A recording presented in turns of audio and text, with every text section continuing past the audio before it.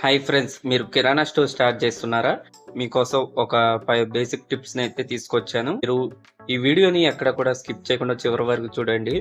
Previous వీడియోలో వచ్చేసి part 1లోని అసలు స్టాక్ సంబంధించి నేను ఎలా స్టార్ట్ చేశాను, ఎలా తీసుకొచ్చాను సరుకులు అనేది ఇందులో మీకు ఎక్స్‌ప్లెయిన్ చేశాను. Let's get into video. So tip number 1 వచ్చేసి మన కిరాణా స్టోర్‌కి కంపల్సరీగా ఫ్లెక్సీ బోర్డ్ అయితే ఉండాలన్నమాట.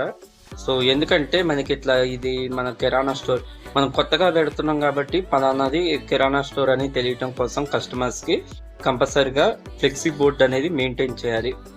ఒకవేళ మనం మెయింటైన్ చేయకపోయినట్లయితే వచ్చే కస్టమర్స్కి పోయే కస్టమర్స్కి ప్రీవియస్ ఉన్న షాపులకి ఒకవేళ లేకపోయినా కానీ నడిసిద్ది కాదు తప్ప మనం షాప్లో ఎందుకు పెట్టాలంటే మనది కొత్త షాపు ప్లస్ కొత్త షాప్కి జనానికి అట్రాక్ట్ చేయడం కోసమైనా లేదా అటు ఇటు వచ్చిపోయే వాళ్ళకి ఫలానా దగ్గర కూడా మనకి కిరాణా షాప్ ఉంది అని తెలియటం కోసం మీరు కంపల్సరీగా ఫ్లెక్సీ బోర్డ్ అయితే ఏర్పాటు చేసుకోవాల్సి ఉంటుంది. టిప్ నెంబర్ 2 వచ్చేసి మీరు కిరాణా స్టోర్కి సంబంధించి ప్లానింగ్ అయితే చేసుకోవాలి.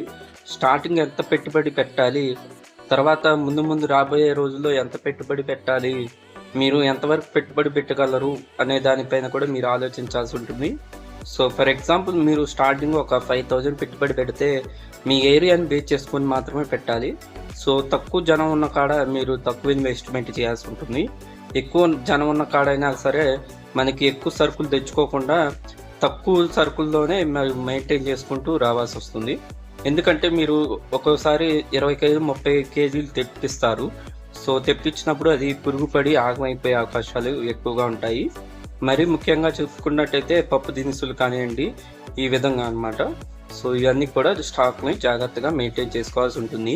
లైక్ మీ ఏరియాని బేస్ చేసుకొని మీరు స్టాక్ని అయితే జాగ్రత్తగా మెయింటైన్. సో టిప్ నెంబర్ 3 వచ్చేసి మీరు ఎంచుకునే ప్లేస్ని బేస్ చేసుకొని కూడా మీ కిరాణా స్టోర్ అనేది రన్ అవుతుంది.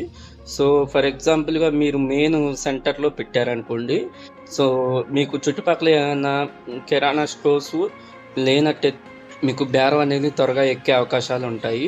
సో మీకు పక్కన కిరాణా స్టోర్లు 3-4 ఉండి కాంపిటీషన్ ఎక్కువగా ఉన్నట్టయితే మీకు బేరం అనేది చాలా స్లోగా ఎక్కుతుంది. మెయిన్ అనేది మీకు పేషెన్స్ అనేది చాలా ఇంపార్టెంట్. సో ఇవన్నీ కూడా చూసుకొని మీరు ఒక అడుగు అటు ఇటు ఆలోచించి వేయాల్సి ఉంటుంది. లైక్ ఏంటంటే సో మనం ఇదంతా పని చేయగలమా లేదా, మనం ఈ పని చేయగలమా లేదా అనే దానిపైన కూడా మీకు బేస్ చేసి ఉంటుందన్నమాట. టిప్ 4 వచ్చేసి బిల్స్ మెయింటైన్.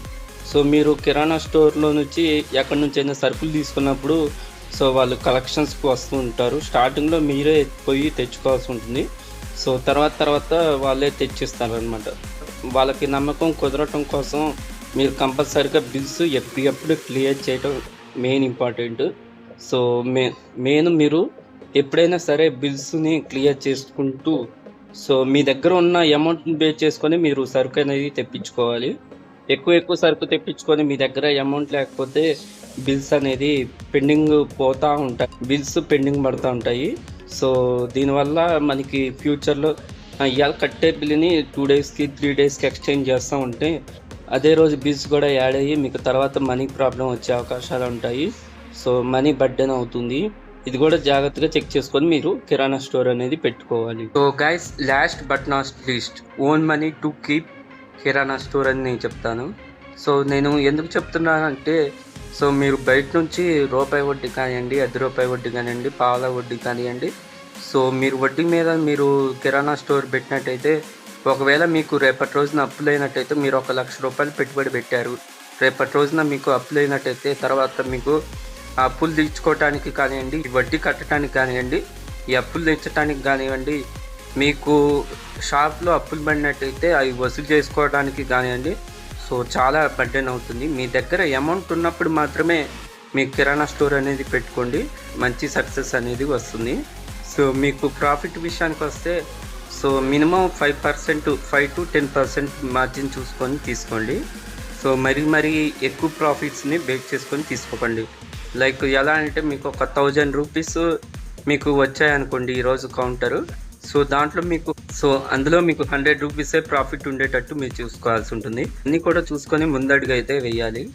సో మెయిన్ వచ్చేసి నేను చెప్పాల్సింది ఒకటే చెప్పాలనుకుంటున్నాను.